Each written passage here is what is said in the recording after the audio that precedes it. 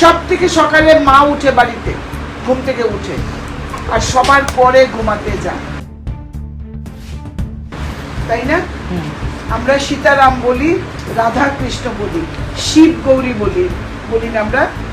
গৌরী পার্বতী শিব আমরা বলি। প্রত্যেকটি জায়গায় সেই দেবতা কুল থেকে সৃষ্টি হয়েছে যে নারীর যে শক্তি আছে, নারীকে আগে বন্দনা করে তারপর মানে দেবীকে বন্দনা করে দেবকে বন্দন করতে হয়। এবং আপনারা দেখেন আমাদের 130 কোটি দেবতার মধ্যে দেবী সবচেয়ে বেশি। ব্রহ্মা বিষ্ণু মহেশ্বর এমন কয়েকজন ছাড়া বাকি সব দেবী। লক্ষ্মী, সরস্বতী, দুর্গা, কালী, বিপদনাশিনী, দেবীর সংখ্যা। দেবীকে আমরা সবচেয়ে বেশি পূজা করি। আর সৃষ্টির দায়িত্ব ভগবান কাকে দিয়েছে? কে জন্ম দেয়? নারী জন্ম দেয়। আজকে প্রধানমন্ত্রী নরেন্দ্র মোদী মাতৃগর্ভে জন্ম নিয়েছে, একজন মায়ের থেকে তার জন্ম হয়েছে। সে রাম বলুন, কৃষ্ণ বলুন, ভগবান শিব বলুন, এবং আজকের দিনে যারা ভাইয়েরা আছেন, এই রাজ্যের মন্ত্রী আছেন, এই দেশের মন্ত্রীরা আছেন, এই দেশের ডাক্তার, ইঞ্জিনিয়ার, সব কোনো না কোনো নারীর গর্ভে জন্মগ্রহণ করেছে। সুতরাং নারীকে ভগবান ঈশ্বর সেই শক্তি দিয়েছে। এবং আজকে যারা এখানে উপস্থিত হয়েছেন সবাই জানেন যে পৃথিবীতে যত ব্যথা বেদনা আছে, গর্ভের বেদনা সবচেয়ে বড় বেদনা। প্রসব বেদনা সবচেয়ে কঠিন বেদনা। এই প্রসব বেদনাকে সহ্য করে মাটি কামড়ে একটা মা তার সন্তানকে জন্ম দেয়। তাহলে এই যে মায়েরা হলো সর্বং সহা, যে সব কিছু সহ্য করতে পারে এবং একটু ভালোবাসা পেলে সংসারের সমস্ত দায়িত্ব মায়েরা নিতে পারে। সব থেকে সকালে মা উঠে বাড়িতে ঘুম থেকে উঠে আর সবার পরে ঘুমাতে যায়। এটা একটা মা, একটা নারী। পরিবারের সবাইকে ভালো রাখার দায়িত্ব, পরিবারের সবাইকে ভালো রাখার দায়িত্ব কার? মহিলা, একজন মায়ের, একজন নারী। যখন স্বর্গলোকে অসুররা যখন দাপাদাপি করছিল, অসুরদের যন্ত্রণায় দেবকুল যখন অতিষ্ঠ হয়ে গেছিল, তখন দেবতারা কিচ্ছু করতে পারছিল না। তখন দেবতারা মা দুর্গার কাছে গেছে, গিয়ে বলেছেন মা রক্ষা করো আমাদের। শিব গেছে পার্বতীর কাছে, রক্ষা করো মা, তুমি রক্ষা করো, তুমি তো মাতৃশক্তি। তখন সব দেবতারা অস্ত্র দিয়েছেন দুর্গাকে, দেবী দুর্গাকে, আর দেবী দুর্গা স্বয়ং মহিষাসুর মর্দিনী হয়ে অসুরকে বধ করেছেন। আজকে যে আমরা দুর্গা পূজা করি, আমরা কি দেখি? যে মা মহিষের উপর বসে মহিষাসুর মর্দিনী হয়ে অসুরকে বধ করছেন। তাহলে দেবতা কুল থেকে আজকে মানব কুল পর্যন্ত মহিলারা হলেন সর্বশ্রেষ্ঠ শক্তি। কিন্তু আমরা কি দেখছি? আমরা মেয়েরাই মেয়েদের পেছনে রেখেছিলাম একটা সময়। আমরা মেয়েদের ঘরে যখন মেয়ে হতো আগে, এখন সময় পাল্টেছে, এখন আগে মেয়েদের ঘরে যখন মেয়ে হতো মায়েরা কাঁদতো, আমার কেন ছেলে হলো না, শাশুড়ি গালাগালি করবে, স্বামী গালাগালি করবে, শ্বশুর পছন্দ করবে না, এই বউয়ের গর্ভে মেয়ে হয়েছে। ওই মেয়েটা জন্মগ্রহণ থেকে যার মায়ের চোখে জল দেখে তার জন্ম হয়েছে, মায়ের লাঞ্ছনা গঞ্জনা, সমাজের লাঞ্ছনা গঞ্জনা সহ্য করতে করতে একটা মেয়ে শিশু থেকে, কুমারী থেকে যখন বড় হয় আর বিয়ে হয়, তখন তার মনে একই যন্ত্রণা।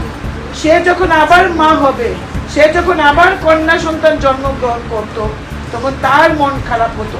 এইভাবে প্রাচীন কাল থেকে আমরা মেয়েরা লাঞ্ছিতা, আমরা মেয়েরা অবহেলিত। আজকে সময় পাল্টেছে।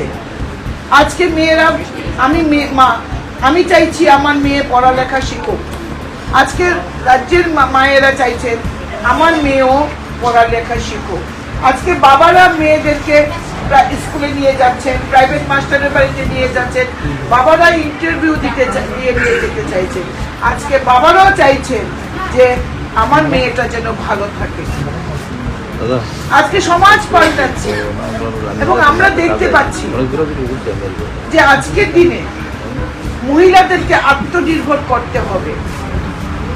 স্বামী বিবেকানন্দ বলেছেন যে যতদিন একটা মহিলা আত্মনির্ভর না হবে, মহিলারা যতদিন অর্থনৈতিকভাবে স্বাধীন না হবে, ততদিন এই দেশের উন্নতি সম্ভব না। স্বামী বিবেকানন্দ আবার বলেছেন যে একটা পাখি যেমন একটা ডানা দিয়ে উঠতে পারে না, পারে কি? একটি পাখি যদি একটা পাখা কেটে দিই, সে উঠতে পারবে না? উঠতে পারবে না, তার দুটি পাখাই প্রয়োজন। তো একটি পাখি যেমন দুইটি ডানা ছাড়া উঠতে পারে না, তেমনি একটি সমাজও একা উঠতে পারবে না শুধু পুরুষদের নিয়ে। মহিলাও থাকতে হবে, পুরুষও থাকতে হবে, তখনই এই সমাজ এগিয়ে যাবে। আমরা কি দেখি, একটা মহিলা, আপনারাই বিশেষ করে সকালবেলা ঘুম থেকে উঠে কাজ শুরু করে, ছেলে কি খেয়ে যাবে, মেয়ে এই টিফিনটা ভালোবাসে না, স্বামী এটা খায় না, স্বামী সারাদিনের জন্য বাড়িতে যাবে, সারাদিন ঘরের কাজ, রান্না বান্না করা, সন্ধ্যেবেলা প্রদীপ জ্বালানো, ঠাকুর পূজা দেওয়া, আবার রান্না বান্না করা, রাতের খাওয়া করা। পুরুষ মানুষ যখন বাড়িতে আসে, পরিশ্রম করে আসে, মন ভালো থাকে না, নানান ঝামেলা থাকে, তখন ঘরে যদি একটা ত্রুটি পায়, তো তখন কি বলে, সারাদিন বাড়িতে করোটা কি বলে তো না, সারাদিন বাড়িতে থেকে কি করো? তো সারাদিন একটা মহিলা, একজন পুরুষ, একজন স্ত্রী যদি বাপের বাড়িতে 7 দিন থাকে, আর ওই পরিবারে যদি কোনো মহিলা না থাকে, তার চেহারাটা 7 দিন পরে এসে দেখবেন তো পারবে না। তা পারবে না, ঠিকই আছে, সত্যি কথা শেয়ার করছে। কারণ পুরুষরা গৃহস্থালীর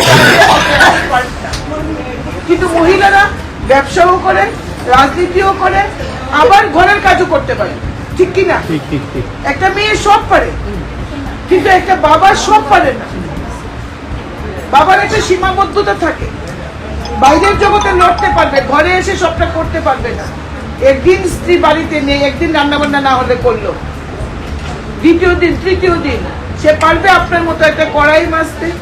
যখন পরীক্ষার ফর্ম ফিল আপ করে, স্কুলে যখন ফর্ম ফিল আপ করে, এটার মধ্যে থাকে বাবার পেশা কি, মার পেশা কি, ছেলে কি লেখে, বাবা ব্যবসা করে, বাবা চাকরি করে, বাবা কন্ট্রাক্টরি করে, মা কি করে? মা কিচ্ছু করে না। আপনি কিন্তু সকালে সবাই আগে বাড়ির থেকে উঠছেন, ঘুমের থেকে, সারাদিন কাজ করছেন, রাত্রে সবার পরে ঘুমাইতে গেছেন, কিন্তু যেহেতু এটা বাড়ির কাজ, এটা থেকে আপনি কোনো টাকা পান না, অর্থনৈতিক ভাবে রোজগার হয় না, এই জন্য আপনি কিচ্ছু করেন না, ঠিক কি না? ভুলনি আমি? বাস্তব কথা। কারণ সে দেখতেছে এটাই তো স্বাভাবিক, আমার মা ঘরে কাজ করব, আমার মা রান্না করবো, আমার মা ঘর গুছাইবো, আমার মা আমার লেগে টিফিন করবো, বাবারে দেখবো, ঠাকুমারে দেখবো, ঠাকুর দাদারে দেখবো, এটাই স্বাভাবিক, সে দুইটা নিচে। সুতরাং এটি কাজ না। মা কি করে? মা কিচ্ছু করে না। আর বাবা রোজগার করে, এদিকে বাবা ব্যবসায়ী, বাবা চাকরি করে, বাবা অর্থনৈতিক ভাবে উপার্জন করে, এই জন্য বাবা এটা করে, মা কিছু করে না। এবার সময় আইছে আমাদের ভাবার, আমি এত কাজ করি, এরপরে কই কিচ্ছু করি না।